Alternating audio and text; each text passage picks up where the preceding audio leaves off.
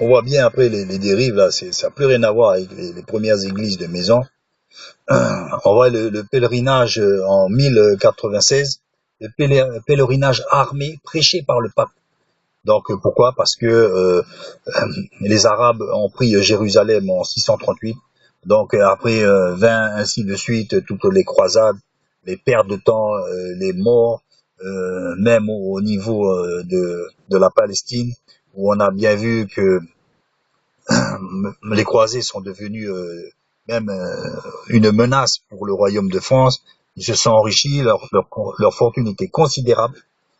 Et donc, sous couvert et prétexte de la religion, on a fait des choses vraiment aberrantes. Donc, c'était des papes même belliqueux. On se rappelle quand, à la fin de la guerre de religion en Allemagne entre protestants et catholiques, la moitié de la population avait disparu. Donc, c'était quelque chose d'effroyable. Il est bien loin l'église de maison.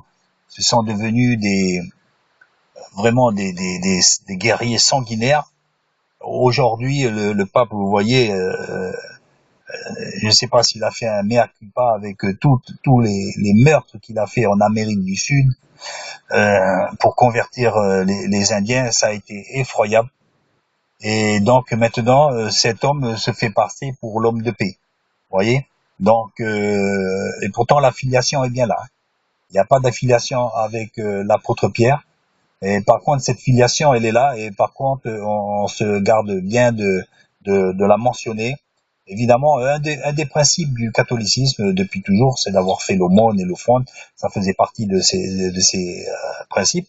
Comme aujourd'hui, les humanismes, hein. Ils sont pas religieux, mais pourtant ils font de l'aumône. Et je pense que c'est ce qui a aussi permis de sauver l'Église catholique. Parce que maintenant, personne ne viendrait dire quoi que ce soit après l'Église catholique, vu qu'elle a donné la soupe populaire, elle a aidé les pauvres depuis bien longtemps, et ce qui a valu bien souvent d'étouffer les affaires. Et vous savez, en faisant du bien, c'est un des nombreux pièges du catholicisme, c'est qu'ils ont fait quantité de bonnes choses, de bonnes œuvres pour les démunis, etc. Et en même temps, on desservit non seulement la soupe populaire, mais on servit aussi la soupe intoxiquée de la doctrine. Mais évidemment, tout cela est passé comme une lettre à la poste. Évidemment, quand on va venir vous nourrir, vous n'allez pas aller chercher si ce que le curé ou l'évêque dit est vraiment vrai. D'autant plus qu'on se rappelle aussi que la Bible était interdite chez les catholiques, évidemment. Ils voulaient se garder seul garant de la lecture et de l'interprétation. Donc tout a été saucissonné, tout a été ficelé depuis des siècles. Et c'est pour cela que maintenant, bien des populations sont catholiques et ils ne le savent même pas pourquoi. Pourquoi? Parce que les parents les ont fait aussi catholiques, hein, donc de père en fils. Donc on se réveille un jour, on s'aperçoit qu'on est catholique. Mais bon, quand on a du chômage ou quoi que ce soit, on peut aller chercher des paniers de provisions. Donc on va pas aller critiquer la doctrine catholique, hein. Normal.